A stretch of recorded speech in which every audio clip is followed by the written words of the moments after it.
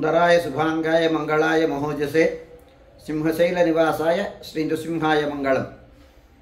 శ్రీ శ్రీ శ్రీ వరాహలక్ష్మీ నృసింహ ప్రభువు ఏడాది పొడవునా గంధకంచుకంతో దర్శనమిచ్చేటువంటి స్వామి ఏటికొక్క నాడు వైశాఖ శుద్ధ తృతీయ నాడు నిజరూప దర్శన భాగ్యాన్ని అనుగ్రహించబోతున్నాడు.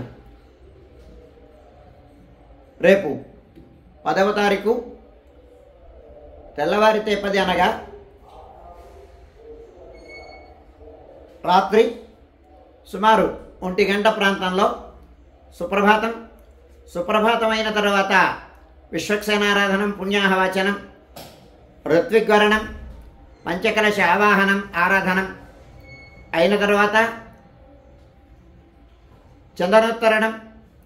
చందనోత్తరణమైన తర్వాత స్వామికి విశేషమైనటువంటి పంచ అమృత అభిషేకం, పంచకలశ అభిషేకం, స్నపన తిరుమంజనం, అదైన తర్వాత విశేష ఆరాధనం, అలంకారం, ఆరాధనం అయిన తర్వాత సేవాకాలం, నివేదనం, మంగళ నీరాజనం అయిన తర్వాత సుమారు 4 గంటల ప్రాంతంలో ఆనువంశిక ధర్మకర్తలు, పుసపాటి రాజాన్వవాయులు వారి యొక్క దర్శనం, కుటుంబ సభ్యుల యొక్క దర్శనం, అదైన తర్వాత విశిష్ట అతిథుల దర్శనం, దీనితో సమాంతరంగా సామాన్య భక్తులందరికీ దర్శనం కల్పించబడుతుంది 4 గంటల ప్రాంతంలో. ఏటికొక్క నాడు మాత్రమే ఈ నిజరూప దర్శనం. సంవత్సరం పొడవునా చందన ఆచ్ఛాదిత మూర్తిగానే స్వామి దర్శనాన్ని ఇస్తాడు. ప్రపంచంలో వరాహ క్షేత్రాలు చాలా ఉన్నాయి, నృసింహ క్షేత్రాలు చాలా ఉన్నాయి. వరాహ క్షేత్రాలు కూడా అక్కడక్కడ ఉన్నాయి, దర్శిస్తాం మనం. కానీ వరాహ నృసింహ రూపాలతో యుగళావతార మూర్తిగా అవతరించినటువంటి దర్శన భాగ్యాన్ని అనుగ్రహించినటువంటి క్షేత్రం సింహాచలం ఒక్కటే. నాణ్యత్ర దర్శనీయమైనటువంటి, అతి విలక్షణమైనటువంటి, అపురూపమైనటువంటి, అబ్బురమైనటువంటి, అద్భుతమైనటువంటి మూర్తి దర్శనం లభించబోతోంది రేపటి రోజున 10వ తారీఖున. అంచేత ఏటాదికి ఒక్కమారు మాత్రమే దర్శిస్తుంది కనుక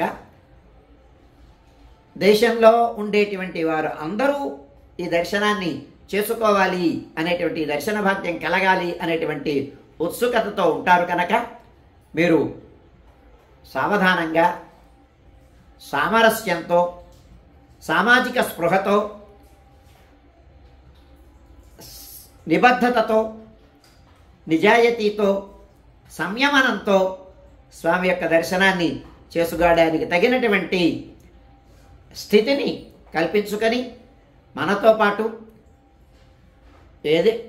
శాస్త్రం ఏం చెప్తోందంటే ఏకస్వాదున భుంజీత అని. మధురమైనటువంటి అనుభూతుల్ని కానీ, మధురమైన పదార్థాలను కానీ ఏ ఒక్కరూ అనుభవించకూడదు, కలిసి అనుభవించాలి. అలాగే భగవంతుని యొక్క దర్శనం కూడా అద్భుతమైన దర్శనం, నవనవోన్మేషమైనటువంటి దర్శనం. ఇవాళ చూస్తే మళ్ళీ రేపు కూడా చూడాలి అనిపించేటువంటి ఆ భువన మోహనమైనటువంటి మూర్తి దర్శనం. అందుచేత ఈ దర్శనం మనతో పాటు ఇంకొక 10 మంది దర్శించి తృప్తి పడేటట్టుగా ఆనందించేటువంటి సౌభాగ్యాన్ని వారికి కూడా కలిగిద్దాం. అంచేత త్వరితగతిని స్వామిని సేవిద్దాం. క్షణమాత్రం స్వామిని సేవించిన ఆ దర్శనం కలిగిన జన్మ చరితార్థం అవుతుంది. అంతేకాకుండా క్షేత్రమాహాత్మ్యం చెప్తోంది, ఈ నిజరూప దర్శనం చేసినటువంటి వారికి పరమపదం నిశ్చప్రచం అని, మోక్షం అనేటువంటిది మరి సందేహం లేకుండా, మళ్ళీ పునర్జన్మ లేకుండా మోక్షప్రాప్తి కలుగుతుంది అని క్షేత్రమాహాత్మ్యం చెప్తోంది. అందుచేత ఈ అవకాశం అందరికీ ఇద్దాం, అందరితో కలిసి సేవిద్దాం.